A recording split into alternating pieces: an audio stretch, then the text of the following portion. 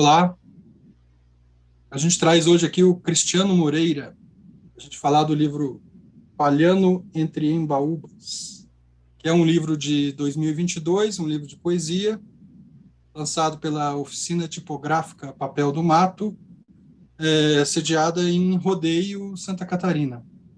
O Palhano entre Embaúbas é o 7º livro do Cristiano, e é um livro feito de forma artesanal. Depois o Cristiano pode contar para a gente como é que foi esse processo. E o Cristiano, né, para quem não conhece, ele nasceu em 73, em Itajaí, Santa Catarina. É poeta, tipógrafo, editor, produtor cultural. Tem uma série de livros de poesia. Eu tenho um deles aqui, um dos livros anteriores, sobre o qual escrevi, inclusive, que é O Dente de Cachorro. E tenho também um dos trabalhos dele na área de pesquisa na literatura, né, o Imprevistos de Arribação, que foi lançado em 2 números. O Cristiano é um dos organizadores dessas publicações do Osman Lins nos jornais de Recife. O Cristiano também é um ativista da cultura, né, das artes. Depois a gente pode falar sobre isso também. Olha, Cristiano, é um prazer enorme estar te recebendo aqui. Acho que a gente tem muito para conversar sobre o Palhano do dia de hoje. Seja Ô, bem-vindo. Ricardo. Valeu, Ricardo. Obrigado pelo convite. Antes de mais nada, é uma alegria participar e parabenizar por esse projeto teu e da Ana aí, em abrir esse canal para esses outros livros que a gente tem. Aos poucos a gente vai acompanhando os vídeos e é um aprendizado, né? Sempre ouvir a conversa com um dos colegas aí sobre os seus trabalhos e esse exercício da leitura crítica e da conversa faz com que a gente entenda melhor o próprio trabalho, né? E possa colocar, sair dos rincões, né? Assim como tu moras numa cidade fora dos eixos, eu também, a gente passa a ter uma oportunidade de uma conversa que não acontece no dia a dia, assim, né? No cotidiano, não é possível isso nessas cercanias onde a gente vive, né?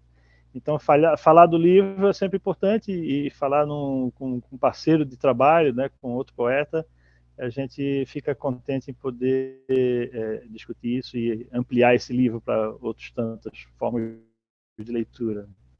Então, obrigado aí. Maravilha. Esse, Tem sido...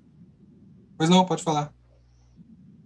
não, eu ia falar do livro, né, do Palhano, né, que esse o último, o Dente de Cachorro que tu falou é de 2018 e o Palhano de 2022.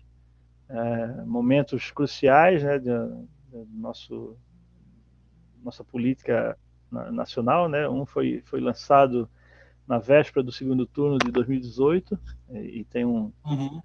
infelizmente alguns poemas tinham um tom profético assim que se concretizaram, né? Já havia um pessimismo no ar e um anúncio aí desde 2016 do que tá, ou antes ainda, né, do que poderia acontecer e aconteceu.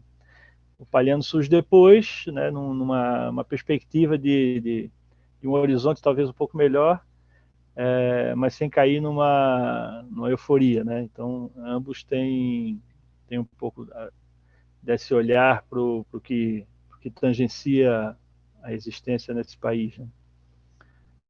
Para Pois é, colocar isso em nesse... os dois. Não, sim, para colocar em perspectiva. E eu também... Você sabe que eu não tinha feito essa associação das datas de publicação aqui.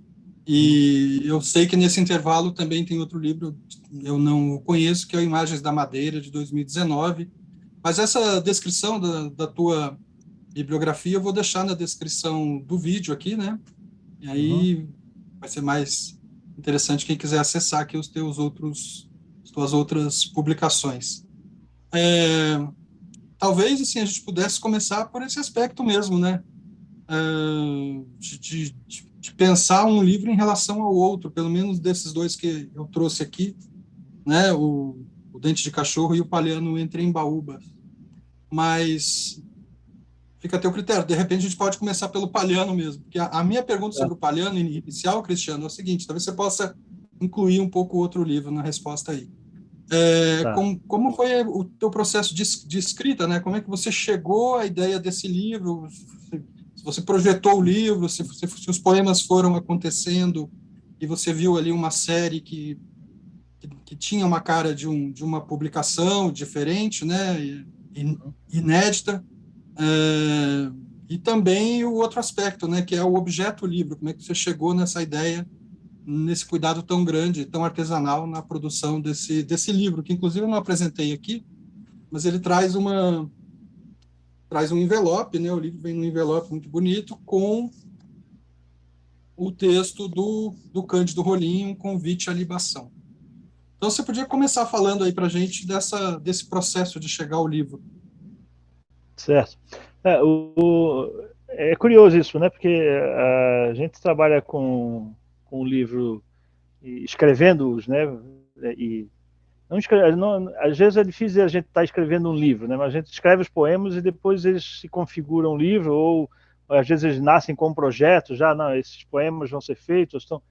E o caso do Palhano é o seguinte: em 2021 eu comecei a mexer em poemas que eu já vinha escrevendo, datas diversas, né? Tem poemas que ficam 6, 7 anos na gaveta e a cada tempo mexo e eles vão se modificando, assim como a gente vai se modificando. E o meu projeto inicial era fazer um livro, sabe, um livro que ficasse em pé, um livrão, né? Juntando um monte de poemas que estavam lá, revisei tudo e comecei a construir um livro que teria em torno de 140, 160 poemas, que teriam 4 sessões, né? E aí organizando essas sessões, ver os poemas que se adequavam cada um à linguagem, à proposta de cada sessão, que aí sim eu não consigo... Difícil para mim trabalhar muito no espaço, né? Eu preciso organizá-los dentro de uma tensão ou de um fio que de alguma maneira tangencia um ou outro, né? Não deliberado, não identicamente, né? Mas que eles de alguma maneira, para mim pelo menos, façam esse sentido dentro de um caderno, né? Falando editorialmente, né? E aí nessa revisão eu então nomeei as sessões, e uma coisa que antecipava tudo isso é que seria um livro que homenagearia a alguns fazedores de livro, né? Por conta da minha incursão na pesquisa sobre a tipografia e o gráfico amador, principalmente, que o grupo de editores de Recife, eu falo um pouquinho deles daqui a pouco, eles teriam essa característica de homenagear esses autores, principalmente o Gastão de Holanda e o José Laurent de Mello, que eram 2 escritores e membros do gráfico amador. Bom, nesse processo, então, de organizar, eu percebi que esse primeiro capítulo do livro, desse livro maior, como é que chamaria o livro todo? Acho que é o Tipófago Náugrafo, né? Que vai sair num poema separado sozinho. Seria esse capítulo Palhano em Embaúbas. E lendo o capítulo, pô, isso aqui está funcionando bem, e funcionaria bem independente, né? Sair do vislumbre, né, o deslumbre do livro que fica em pé. Não, pô, ninguém tem paciência para ler com 140 poemas hoje em dia. Enfim, vamos fazer um livro menor. E aí, conversando com Patrícia, com Jackson, a gente chegou à conclusão que sim, funcionaria bem. Então, reservei aí, pensando no Palhano, entre Baúbas, na temática do livro. Aí, claro, a gente vai remexendo nos poemas, incluir alguns, tem poemas novos, feitos já para esse projeto. Então, ficaram esses, acho que 45 poemas, bastante já, nesse processo. Então, é um livro que se configura como uma homenagem, uma primeira homenagem a José Laurênio de Mello, um poeta desse grupo, o Gráfico Amador, que, para quem não conhece, é um grupo de editores que existiu no Recife entre os anos de 54 a 61, formado essencialmente pelo Aloysio Magalhães, né, designer, né, artista, José Laurênio de Mello, poeta, o Orlando da Costa Ferreira, que era um grande pesquisador do livro e das imagens, né? O Orlando tem um livro chamado Imagem e Letra, que saiu pela Indústria, que é uma espécie de suma da gravura brasileira. E o Gastão de Holanda, né? O Gastão de Holanda é romancista, poeta também, um bom poeta, e um super editor, né? Ele, com a companheira dele, a Cecília Jucá, que ainda é viva, criaram a editora Fontana, no Rio de Janeiro, a editora Igaraçu, depois do Gráfico Amador, tinha mais uma outra que eu não lembro o nome, e fizeram muitos livros importantes, né? Livro do Burle Marx com o Joaquim Cardoso, que é um livro belíssimo, chamado No Interior da Matéria, que está nas obras completas do Joaquim Cardoso. O Gastão de Holanda foi editor da revista José, né? Também uma revista importante aí nos estudos literários, na literatura brasileira. Então era uma forma de trazer, recuperar um pouco do trabalho desses caras na edição de livros artesanais no país, né? Então essa ideia de como formar o objeto, né? Esse corpo de textos aqui dialoga e chama atenção para esses caras, né? Para o trabalho tipográfico. Outro aspecto é a questão do conteúdo dos poemas, né? Tem uma ideia de poemas que foram escritos em sua maioria, 90%, depois que eu saí de Navegantes e fui para Rodeio, morar no sítio, lá na Quinta da Gávea. Então tem é um cara que sai do litoral, filho pescador, e vai para o sítio, né? Tem uma realfabetização no modo de entender a natureza e conviver com ela. E que, não obstante, não deixa de imaginar o mar, né? Não deixa de pensar que no meio daquela sarrapilheira, no meio da floresta, aquilo tem aquilo do que o Cabral diz, né? O que o mar aprende com o canavial, né? O que o canavial aprende com o mar. Então, uma ideia também de multiplicidade, de mundos múltiplos que a gente, com o pé na terra, não consegue observar tudo, entender, né? Essa dimensão rica desses corpos que vivem tanto no fundo da água quanto no fundo da folha seca, né? Quando a gente entra na mata, né? Então é uma espécie embora seja o 7º livro, mas é uma ideia de um primeiro livro de um poeta que está no mato, né? Que lê Gary Snyder, que vai ler esses caras que estão um pouco mais ligados os parceiros também, né? O Ricardo Corona, né? Que é um cara também que está sempre com um projeto literário muito atento às questões da natureza, né? Uhum. Então essa ideia do vegetal, assim, acompanhando um pouco, o Cândido Rolim chama de ecopoemas, né? Não sei se para tanto, mas é uma ideia assim de experiência mesmo, dessa vivência no sítio. Foi bom você mencionar o Cândido. Como é que você chegou nele para escrever a tua apresentação? É um texto curto, um texto bastante direto ao ponto. Eu achei o texto dele, até usei para fazer um vídeo sobre o teu livro, está aqui no canal também. Inclusive, a gente tem aqui uma entrevista com o Cândido Rolim também, vou deixar o link para vocês. E como que você chegou nele? Que tipo de coisa na poética ou na percepção dele te atraiu para esse convite? O Cândido Rolim é um poeta que tem assim, uma lâmina afiada, né, de corte de verso, de precisão, de um olhar bastante acurado, e uma leitura crítica da poesia contemporânea que interessa, assim, né, aquilo que ele discute, não tanto em questões públicas, mas nas rodas de conversa entre amigos, né, ele é amigo de um grande amigo em comum nosso, que é o Ronald Augusto. E ao enviar o livro para o Ronald disse: olha, o Cândido talvez seja um cara legal para ler teu livro e falar alguma coisa. E conversei com o Cândido convidando ele para a leitura do texto, né? E se de alguma maneira o livro tocasse a verve, que ele então enviasse alguma coisa para a gente publicar, né? E aí ele fez essa leitura concisa, eu acho que também muito certeira, assim, não que tenha definido o livro, nada, mas uma leitura bem feita para uma crítica, né? Tanto no sentido de fazer pensar o livro para a própria pessoa que escreveu, quanto o leitor que vai chegar no livro. Primeiro, ia ser legal quando o cara lê o teu livro e escreve algo que te coloca a pensar sobre o próprio trabalho que produziu, né? E aí a gente, na edição do livro, ele é um texto que foi todo impresso em tipografia, né? Nessa sobrecapa que mostrou, que é uma sobrecapa feita com monotipia de folhas de embaúba, feita pela Patrícia. E o título e o texto dele é todo em tipografia com tipos móveis, né? Não é processo de linotipia, né? A gente trabalha lá no Papel do Mato com tipos móveis mesmo, na gaveta, né? Gaveta, tipografia de caixa que chama. E nesse aspecto, assim, entrando na questão de feitura do livro, É um livro de 100 exemplares, né? A gente fez...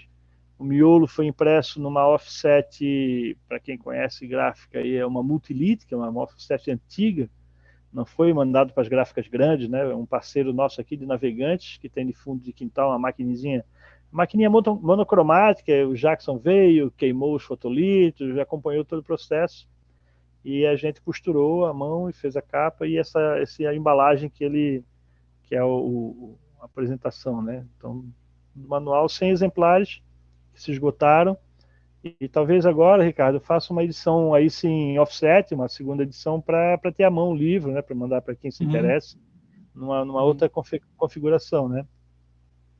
Sim. O Cristiano está falando esses nomes, gente, são a Patrícia Costa e o Jackson Chiapa, né, que trabalham com você aí na oficina tipográfica Papel do Mato. Exato. Então, dão essa ideia de um livro também composto a algumas mãos, né, e pensado também, inclusive, a algumas mãos. Eu acho muito interessante isso. Mas voltando à ideia a questão que eu te fiz sobre o Cândido Rolim, o Cândido ele trabalha com uma outra temática, né, mas eu acho que em termos de procedimento ele se aproxima muito do seu, e principalmente essa atenção que tanto você quanto ele dão a ideia de decupar uma imagem no poema, né? Construir o poema também a partir da imagem com alguma reflexão. Acho que vocês trabalham numa raia assim que corre junto, né? Uma outra questão, Cristiano, é assim, como é que você pensou a ordem, né, dos poemas? Porque é um livro que não tem, é um livro de 64 páginas, não tem assim as seções. Mas não sei se você pensou, quando a gente trabalha com um conjunto de poemas assim que a gente não divide, né, em seções, como é que você pensou a ordem desses poemas? Por exemplo, tem aqueles poemas mais diretamente políticos, mais voltados para a crítica da política ambiental, da ideologia ambiental do agronegócio, que está aqui predominante no Brasil nesse período, né, e 500 anos, por que não? Que estão mais concentrados num determinado momento. Como é que você pensou essa ordem dos poemas aí? Acho que dá para dizer que acompanha o exercício de olhar, assim, se é que é possível estabelecer algo que ordene os poemas no livro. Passa pela observação, digamos, num plano mais fechado, né, do entorno de onde eu vivo, né, do quintal, e de que maneira que isso conflita com o espaço maior, né, de território nacional, de nação, e aí onde a gente começa, se a gente ficar olhando só para o quintal, os problemas não aparecem tanto, né? Aparecem os problemas do umbigo, mas não os problemas do coletivo, né? Então aí o olhar ampliando, a gente levantando a cabeça e olhando para o outro lado da montanha né, que me esconde do resto da cidade e do país, a gente consegue então abrir os olhos, né, a retina enxerga e é atingida, né, é tocada, é afetada por aquilo que estava acontecendo no país, né, na ocasião do livro e que aconteceu antes e vem acontecendo depois, assim, esse tempo aí ele não estanca, né, porque os projetos de leis aprovados ou em vias no período, eles vão repercutir ainda para o tempo por vir, né? Os atos do antigo governo genocida, né, contra a questão ambiental, a favor dos agrotóxicos, tudo isso a gente vai ter ainda reverberações, por mais que se tente revogar ou reformular leis, a gente tem questões ali que são irreversíveis, né? Aí a questão dos Yanomami que está, né, agora chegando para muita gente, né? E está aí na Sabe que importante a gente lembrar.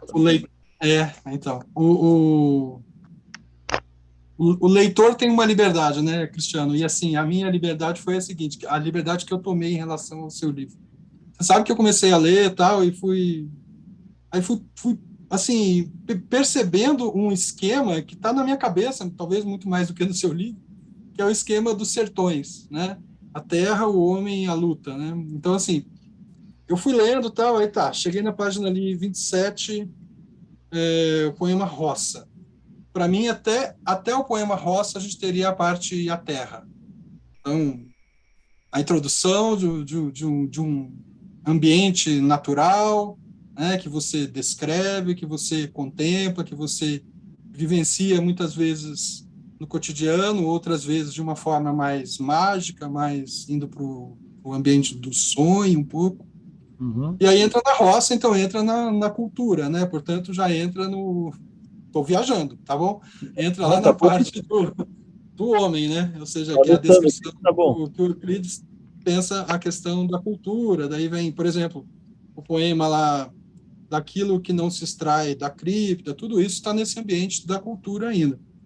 E aí chega ali na página 42, então 42 aqui, que é a PL 191-20, que aí entraria na parte a luta. E aí vem esses poemas de luta, esses poemas políticos, diretamente direcionados à besta, ao genocida e etc., né? Só que aí tem uma quarta parte. Então, o seu livro... Aí eu vi que o meu esquema desmontou quando eu cheguei ali na página 51. Né? Na página 51 a gente volta para a natureza com a mitologia menor, no ar, paladar, né? A gente volta. E aí, qual foi a solução lógica que eu fiz, né?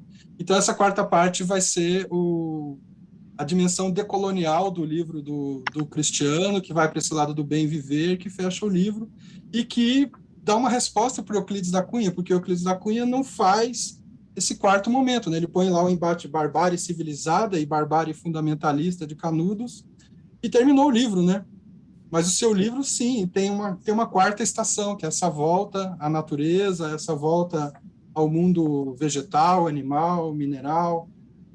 E é muito bonito. Eu gostei muito da leitura, assim, realmente viajei bastante lendo o seu livro, o seu conjunto de poemas. Não tem nada a ver a minha leitura, né? Não, eu adorei essa organização porque e faz sentido, né? Porque se a gente pensar a posteriori, né?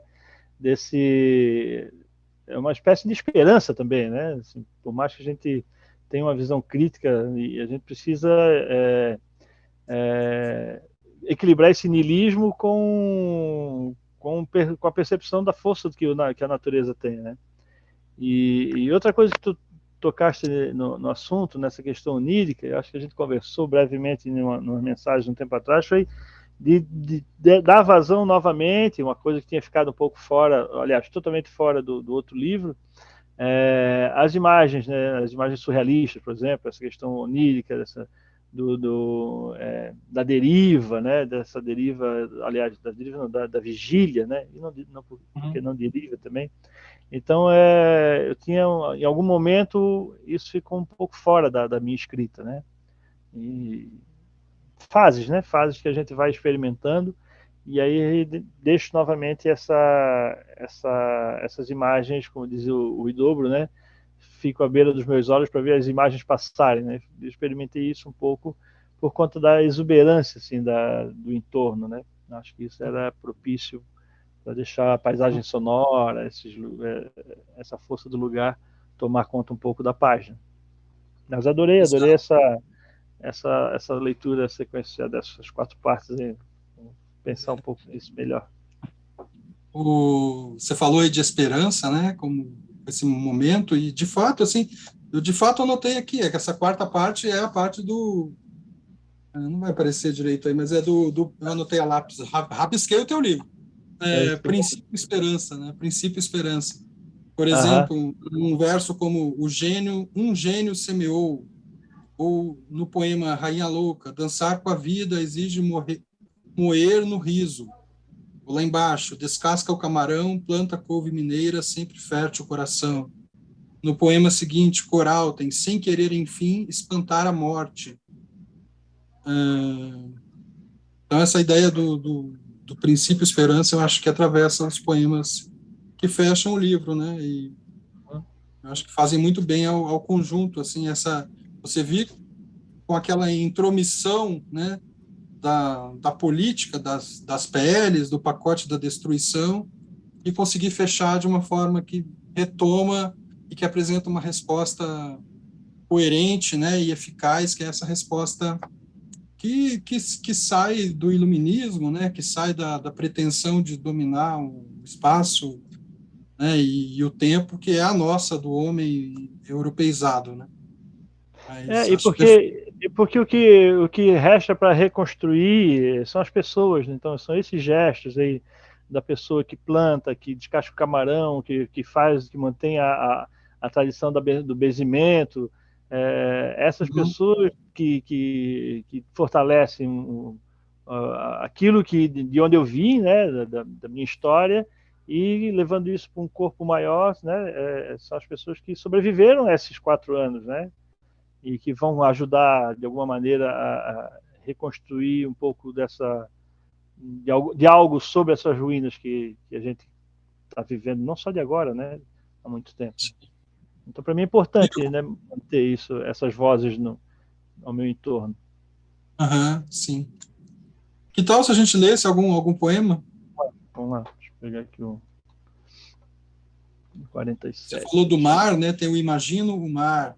Esse poema eu acho que você fez. Eu vou ler esse, porque esse tem um pouco dessa questão. Deixa eu achar ele aqui, porque aqui eu estou com um arquivo, como eu fiz essa mudança, eu estou com um arquivo da imposição de página.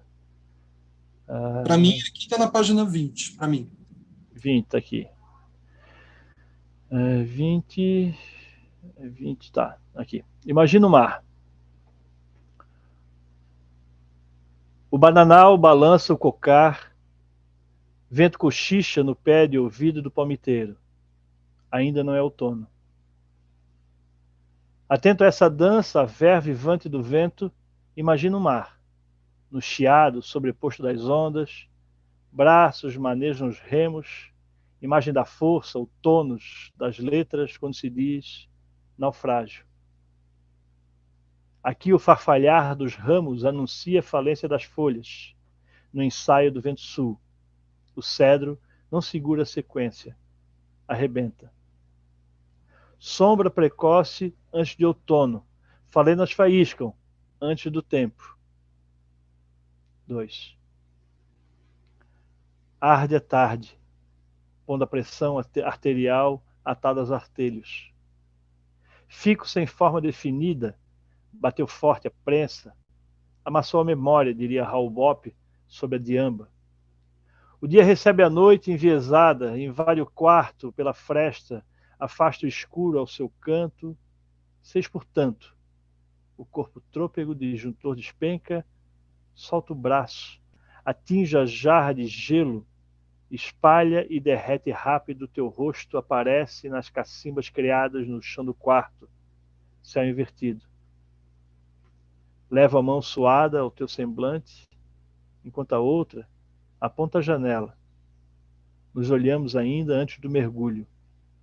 Mal consideramos o temporal. Esse aí eu imagino o mar. Maravilha. Eu vou ler um outro aqui, que é o que está mais à frente lá, e aí já entra, só para a gente fazer esse contraste, né, de poéticas que estão presentes no teu livro, que é o Pacote da Destruição.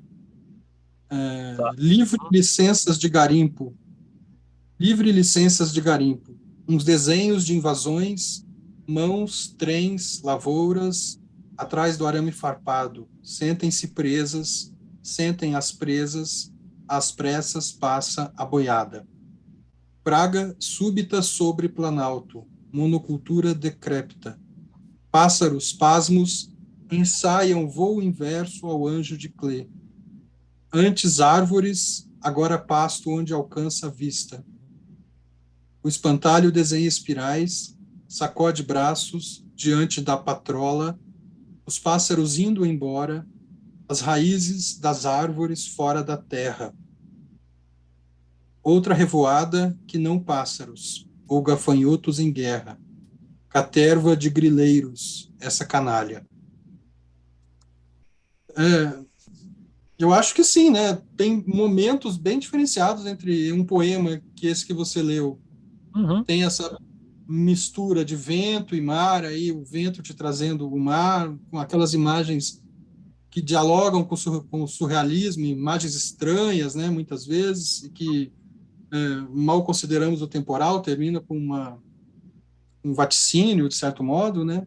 Uhum. E esse que é muito mais chão, né? Que vai muito mais direto ao ponto em termos de trazendo até a passagem da boiada, né? Que se tornou uma frase terrível aí desse governo que a gente teve Uhum. e que nos leva para essa coisa das raízes das árvores fora da terra, né? Esse chão, né? Quase a queda do céu, que a gente pode dizer, né? Para citar Isso. aquele livro, Uhum. né?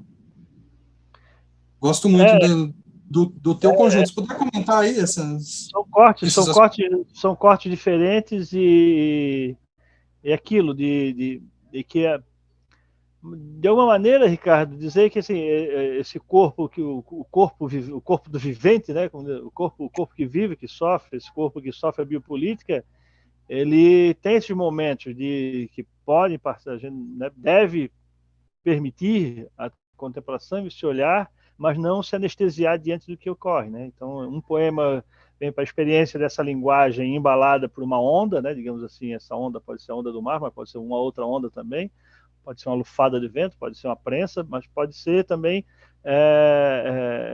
que o corpo, pode ser não. Quero dizer também que o corpo ele precisa estar lúcido também para perceber aquilo que ocorre, né? Para a gente não permanecer anestesiado todo o tempo enquanto as coisas vão se degringolando no país, né? Então essa variante, né? O livro carrega essa tensão da biopolítica, carrega o devaneio e o lugar das imagens, e carrega também assim, a coisa da linguagem, que afinal de contas é tudo, né, o livro. Né? A gente sempre está lidando com linguagem. Né? E aí que um outro poeminha, um poema curto, diz que a tipografia, ele vai falar, né? A planta impressa cresce ponto a ponto. Né? Ou outro poema curto, né? Decisão. Ante a grosa, a lagarta se agrava, evita. Então, esses exercícios eu experimento porque eu estou lidando com um livro de poemas, estou lidando com poemas. E exercício de liberdade da linguagem e exercício de experimento da linguagem, juntamente com esse sentir da vida, juntamente com essa crítica ao status, né, da situação biopolítica. Né? Então, para não ficar um livro também todo ele duro em cima de um tema, né? Porque afinal de contas tangencia, né? As coisas se atravessam, né? Pois Diferente. é. Pode falar. Não, o que eu estava pensando é a diferença desse livro em relação ao livro que eu tinha lido anteriormente, né? O Dente de Cachorro. E ali a gente tinha um tipo de relação entre estética e política que ia muito mais para essa explicitação da resistência, né? Uhum. Tinha um poema lá, que até eu cito na minha leitura, que é o poema ainda é a prova de balas. E agora Certo. você trouxe essa curta passagem, né, que faz essa analogia entre a planta e a própria composição tipográfica, entre a própria escrita, né? Uhum. Uhum. Então, eu acho que a condição política dos dois livros é relativamente diferente, né? Até porque o Sim. Dente de Cachorro também tinha aquela ideia de uns poemas mais longos, que acabavam encetando alguns diálogos, né? Ainda talvez uma tentativa de conversa ainda, né? Que depois de 2018 se tornou cada vez mais difícil, né? Mais embaçada essa conversa e talvez ter mergulhado na natureza tenha sido um outro tipo de resposta Uhum. política que funcionou para essa outra conjuntura. Né? O Dente de Cachorro, eles são 9 poemas, né? Eu digo que quando eu assinava o livro, era uma novena para o presente, né? É uma espécie Uhum. de ritual, né, de uma novena com poemas que estavam, aquilo que estava começando a engasgar, que a gente já estava indigesto, né? O país estava indigesto já desde o golpe em 2016, a gente já vinha carregando, né? Pouco antes até os movimentos 2013 da rua, né? Isso já vinha se configurando um cenário político bastante temeroso, né? Que a gente viu no que a gente teve aí pela frente, e ainda tem, né? As bancadas ainda se... Basta ver o resultado da eleição do Senado agora, que foi apertado, e é isso, é o toque de caixa que vai ser o governo nesses anos, né? Então, o Dente de Cachorro, ele tem o primeiro poema, que é o poema maior, que é o Sinuca, que mimetiza uma conversa com o pai no boteco, né? Esse boteco, que é um boteco à la Louis Buñuel, no Anjo Exterminador, né? Aquele filme que as pessoas ficam presas dentro de uma sala, de uma casa, e não conseguem sair, não sabe por quê, e começam a fazer fogueira com os móveis, e entram cabritos, né? E esse bar, né, à margem do rio, com as pessoas ali, e lá fora o pau pegando, bala de borracha comendo, é o lugar desse diálogo, né, de pai e filho, né, de tradição, modernidade, né, de embate de visada política, né? E parte depois, esse poema não está citado no poema, mas foi feito por ocasião do assassinato da Marielle, né, onde diz, o poema ainda é a prova de balas, né, a gente precisa resistir, né? E no fim, o próprio poema título, Dente de Cachorro, que é um poema que fala sobre... deixa eu ver se eu tenho alguma mão aqui. Sobre essa ideia Eu tenho o livro de aqui. modos de vida, né? É o poema título. Sim.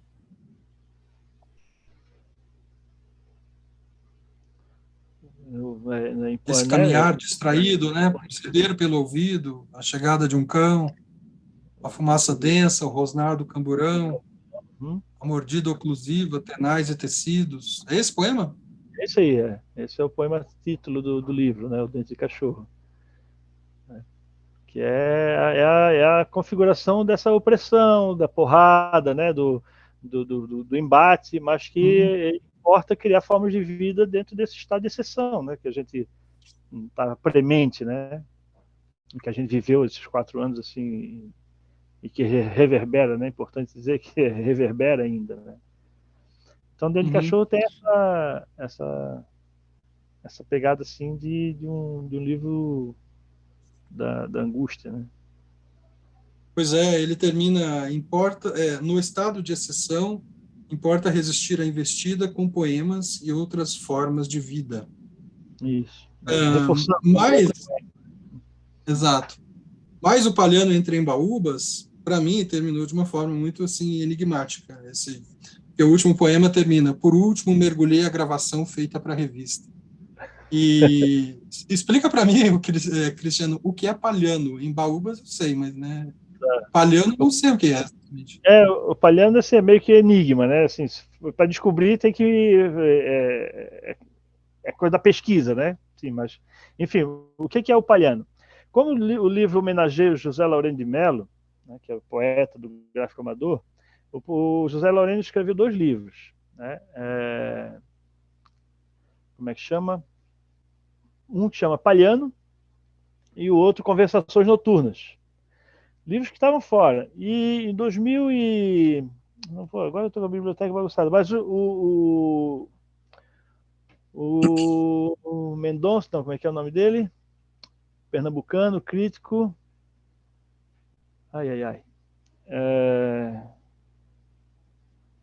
Um dos grandes nomes da crítica literária, faleceu há alguns anos. O filho também é poeta. Esquenta.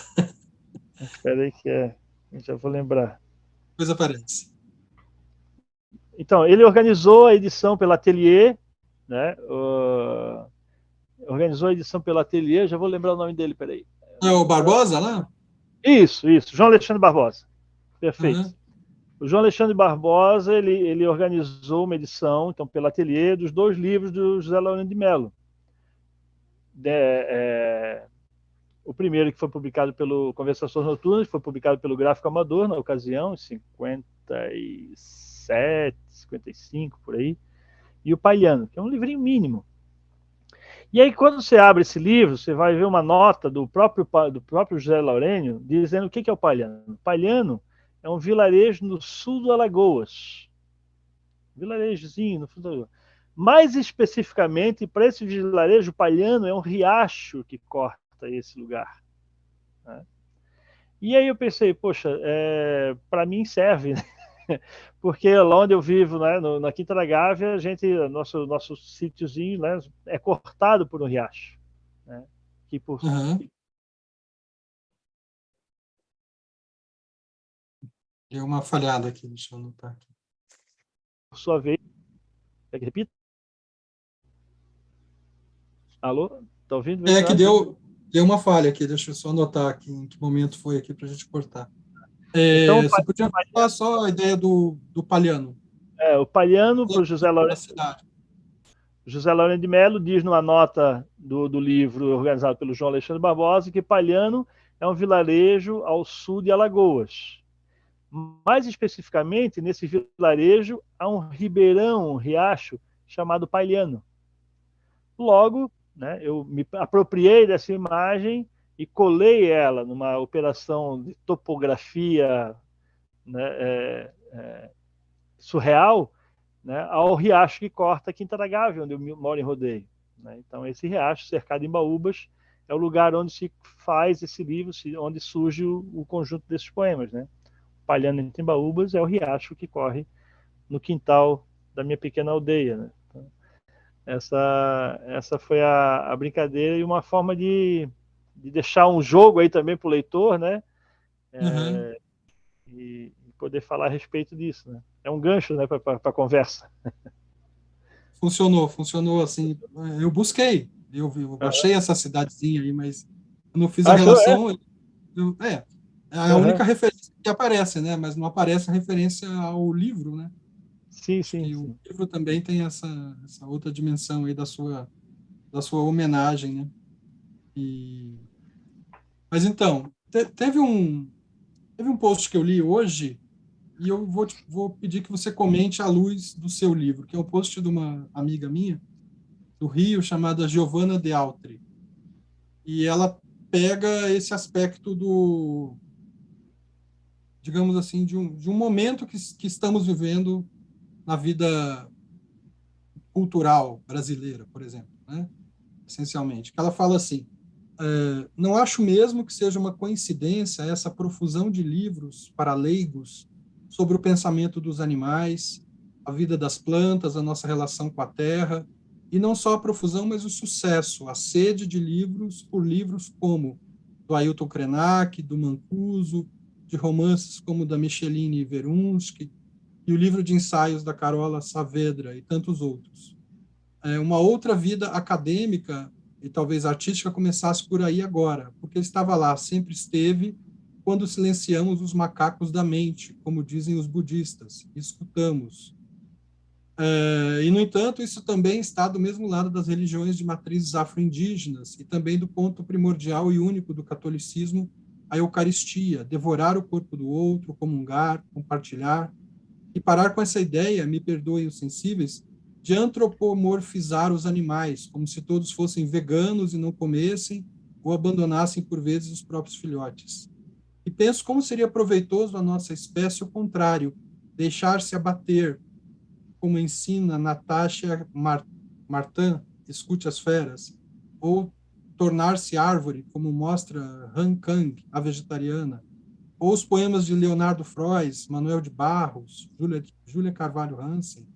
E como tudo isso sai agora da academia, pode-se também levar a sério, não é mero hipismo, como se a contracultura não tivesse sido um dos últimos movimentos revolucionários do Ocidente, e muita gente, inclusive acadêmicos, ou sobretudo os que relegaram essa discussão a um bando de maconheiros viajandões que queria transar, e a indústria fez o mesmo e virou tudo uma grande piada, porque era preciso abalar algum viés utópico que não passasse pelas formas da esquerda convencional ou pela adesão ao capital.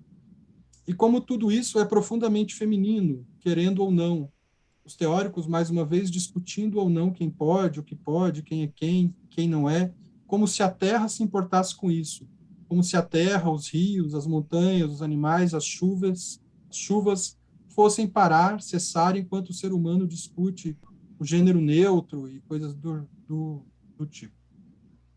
É postagem, né? Então tem aquela coisa Aham. bem viva, assim, né? E meio misturada. Esse ritmo do... O Mas que que você eu acho pensaria que do teu livro eu, em relação a isso? eu penso que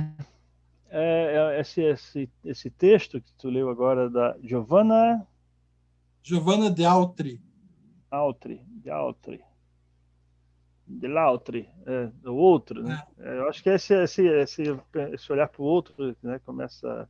Acho que a gente assim passa por um pouco da arrogância da academia, né, que deixou de lado em alguns, não generalizando, mas esse olhar para a natureza, né, ficou bastante fora do foco das pesquisas acadêmicas, né? Se a gente pegar um arco aí de 20, 30 anos, talvez, com algumas exceções, o pensamento ficou ocupando um espaço de um problema, não na natureza, também estou sendo grosseiro, porque quando eu penso a discussão do outro, né, da escuta, da comunidade, eu estou pensando na natureza também. Mas a questão vegetal e animal ficou um pouco relegada. Então, a gente podia fazer uma pesquisa agora. Quantos trabalhos tem sobre Gary Snyder, né, na academia no Brasil, por exemplo, né, Rotterdam, o Rotenberg, enfim, esses autores que deram um pouco mais atenção para essas questões que tiveram sempre presentes, né, na historiografia literária, né? Gilgamesh, né, tem um transporte ali, né? A arca, né? Esses animais sendo transportados a partir de uma catástrofe climática, né? É, com ou sem a leitura escatológica, né, de fim de mundo, mas sempre houve. Penso que mesmo que a academia, boa parte da academia, uma parte da academia combatesse o neoliberalismo, deixar esse pensamento um pouco de lado é forma de ser cooptada pelo neoliberalismo também, né? Ou seja, que não prestar atenção nesses animais evidencia a supremacia do homem que pode adquirir e ser dono das coisas, né? E aí, nesse sentido, esses pensamentos, como ela cita, da contracultura, ficam relegados mesmo como uma coisa de baderna, né? De baderneiros, de porra louca. O Palhano entre Baúbas, nesse aspecto, é um exercício de quem também viveu esse momento na academia, que também, em algum momento, né, se pegar o meu primeiro livro, era mais atento à questão da natureza por conta do mar, Rebojo, um livro de 2005,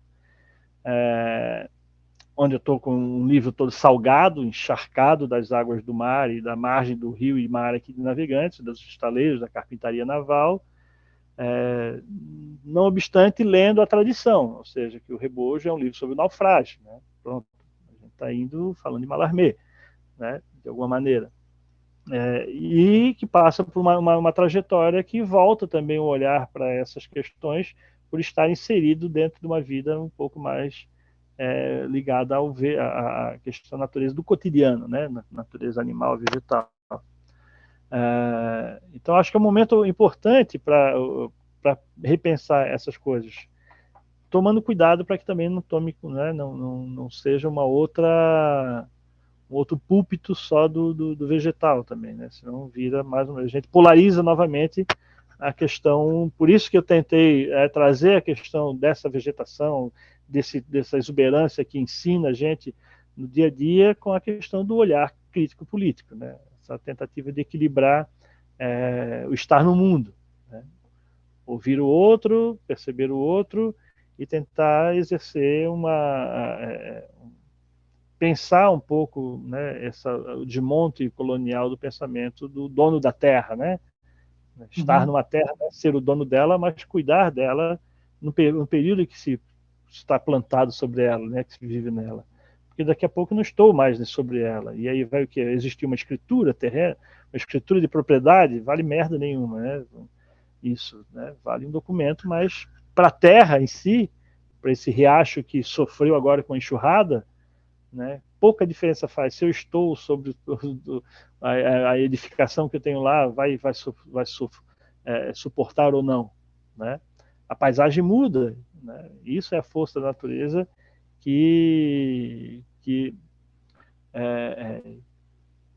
é o rio, né? Tentando pensar um pouco, que é um aberto, esse aberto, né, do animal, da natureza que o Agamben traz, né? Essa abertura que a gente não está pronto para lidar no cotidiano. Enfim, pensando aqui Sim. sobre essa questão da natureza, né, tá tão evidente novamente, né?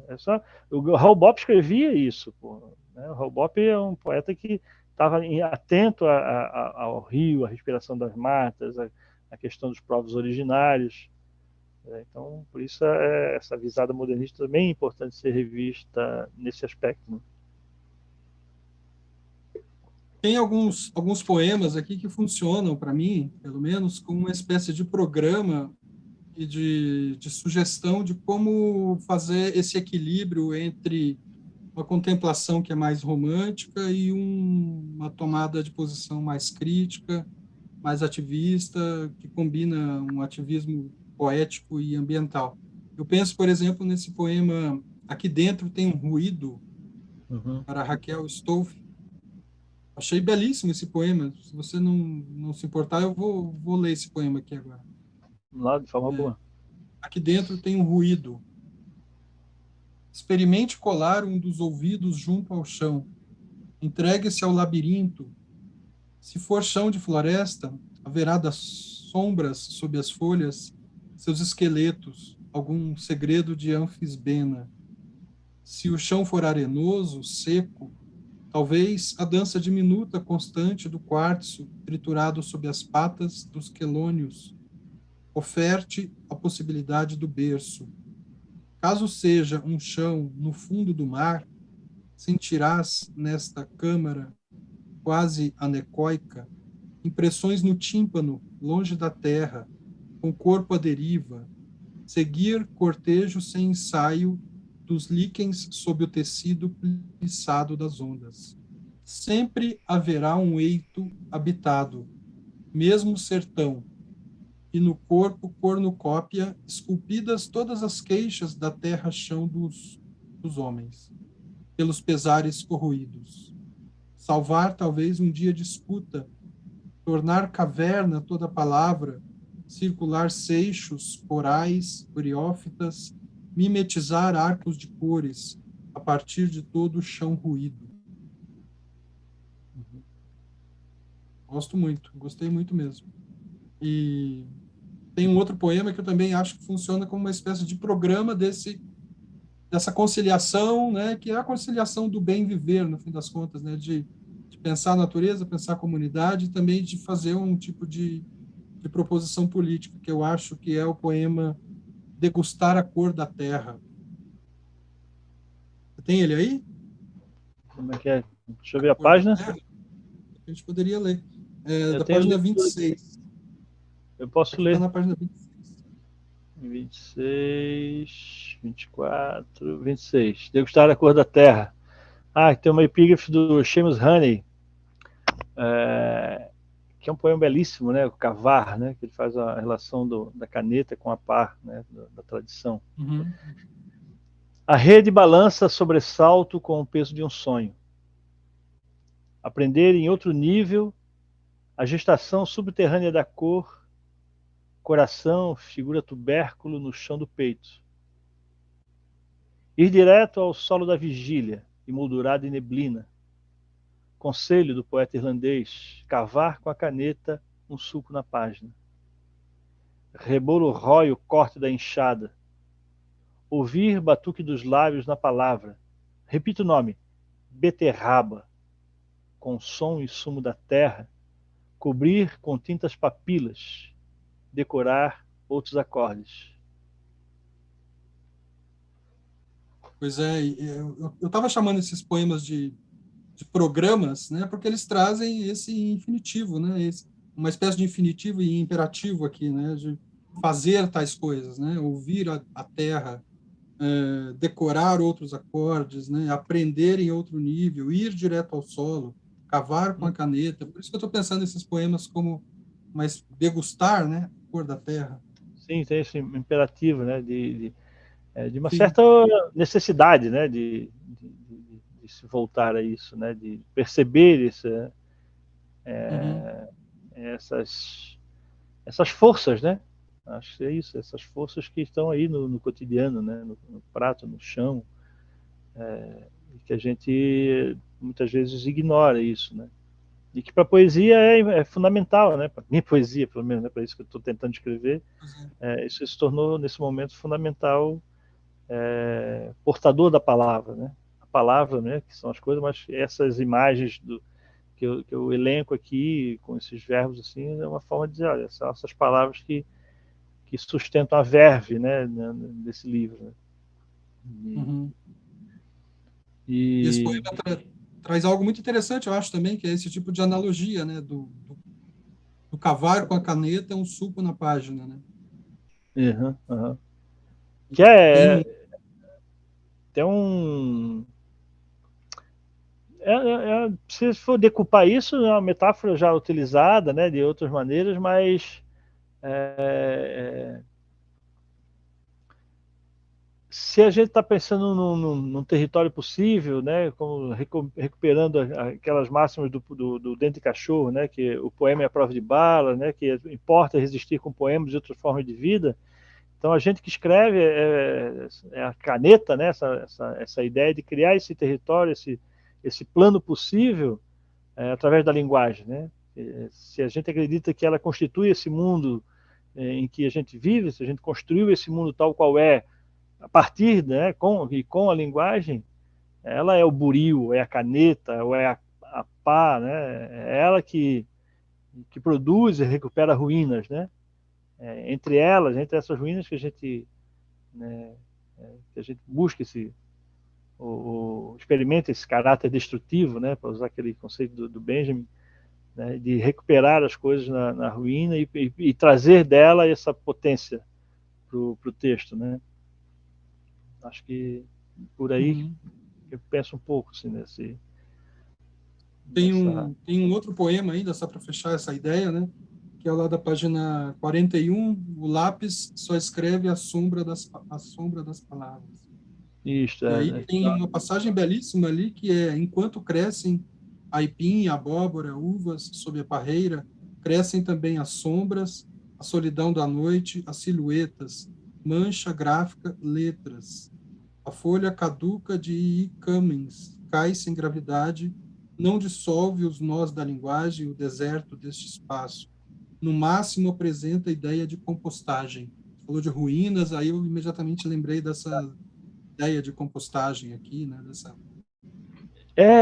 porque assim, né, esse poema, por exemplo, como o outro ali do Cavar a Terra, tem uma compostagem, né? Eu tô indo no James Honey, naquele poema Cavar, e a partir dele eu escrevo esse. Eu estou no Aham, Cummings, né, do poema Loneliness, né? E, sim. né? Então, além da compostagem, lembrei agora de outra coisa importante nesse livro, e que tem um poema que é um lembrete disso, que é a ideia do que o Derrida traz, né, de que todo escrito é um enxerto, né? Essa ideia do enxerto, de produzir mudas, de produzir outros. A escrita também é essa forma de enxertar, né?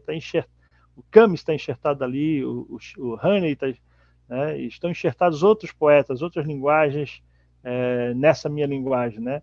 E essa compostagem, esse enxerto, a mim também significa a montagem na tipografia, né? Nesse procedimento, né? Na questão de procedimento.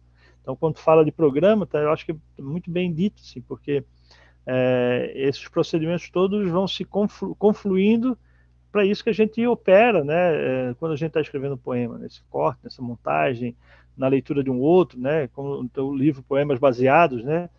Que tem essa leitura de um outro poeta, né? Essa enxertia que a gente opera quando está lendo os parceiros, né? Os antecessores, né? Então, Exato. é uma ramagem, né? Assim, esse livro é uma ramagem que me liga a ti, a outros poetas que lêem o livro, né? Uma briófita gigante.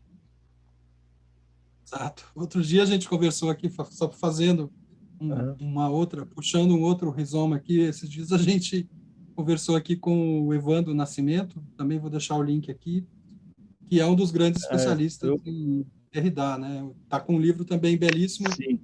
do Linha a Linha, e que é um livro, assim, ainda que lançado por uma editora comercial, a Cotter, também traz essa ideia de uma espécie de livro único, como o teu. Eu acho que a gente podia, meio que fechando aqui a conversa, né? Mais ou menos, pelo menos, com essa ideia do livro enquanto objeto, assim, né? Enquanto um livro que tem 100 exemplares, que tem uma composição toda pensada junto aos aspectos botânicos do livro mesmo, né? A questão da tipografia, então trazendo para esse lado do artesanato, para esse lado da restituição da aura, talvez, ao Uhum. livro, né? Então, e aí talvez você pudesse falar nesse aspecto do livro em si e apresentar para a gente um pouco também o trabalho da Papel do Mato, né? Da equipe, do que é Legal. que vocês produzem aí e tal. Massa.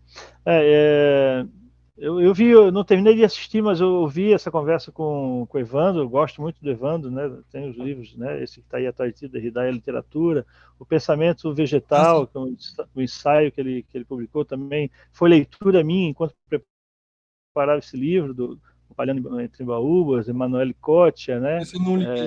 Uhum. Então, A Vida das Plantas. É, e assim, como as coisas vão ficando cada vez para mim mais importantes esse trabalho em conjunto, né, no sentido de pensar a feitura do livro, né, assim como uma horta exige o trabalho manual, essa horta caseira, não o agrobusiness, né, mas a horta caseira precisa que você vai lá virar terra, plantar, regar, tirar a planta, criar formas de defender sem usar veneno. O livro também é um trabalho manual. E o Papel do Mato, essa oficina que a gente mantém lá em Rodeio, é uma oficina tipográfica, né? Para quem não conhece, a gente tem um acervo de mais de 110 tipos diferentes, Ricardo, né? Gavetas, né? Tipografia de caixa, como diz o Guilherme Mansur, lá de Ouro Preto. E a gente procura fazer livros, né? Esses livros objetos pequenos, de tiragem que a gente consegue dar conta dentro da vida ordinária, né? Lá a gente tem uma hospedaria, né? Tem todo esse trabalho, tem um ponto de cultura, biblioteca rural, que é uma biblioteca também que tem lá no sítio, que recebe, a gente atende escolas. Então tudo isso não nos dá tempo para fazer livros gigantes nem numerosos, né? Que são costurados à mão. Então a gente escolhe os projetos que faz, né, naquilo que a gente vai ter prazer também de trabalhar e tempo hábil para isso. Então, o Palhando entre Baúbas é um dos títulos da Papel do Mato. No site papeldomato.com.br vocês podem ser encontrados outros títulos que tem lá, tem livros de poesia contemporânea brasileira, principalmente. Nós lançamos recentemente um livro do Demétrio, devemos lançar agora uma tradução nova para acabar com o juízo de Deus, do Arthur, um projeto gráfico bonito do Jackson. O Jackson Chiapa é design e é um dos parceiros da editora. A Patrícia Costa trabalha também no trabalho de arte dos livros, na questão de pensar o objeto livro, né? A pessoa que pergunta por que essa cor, né? Que papel é esse, por que esse papel tem a ver com poema. São lições que a gente aprendeu com o Kleber Teixeira, da editora Noa Noa, aqui de Santa Catarina. O Kleber, quem não conhece, vale a pena buscar pela editora Noa Noa a história do Kleber Teixeira, que publicou aí várias grandes traduções do Haroldo, do Augusto de Campos, né? O gráfico amador, assim, o Brasil tem uma história da moderna tipografia brasileira que é muito interessante.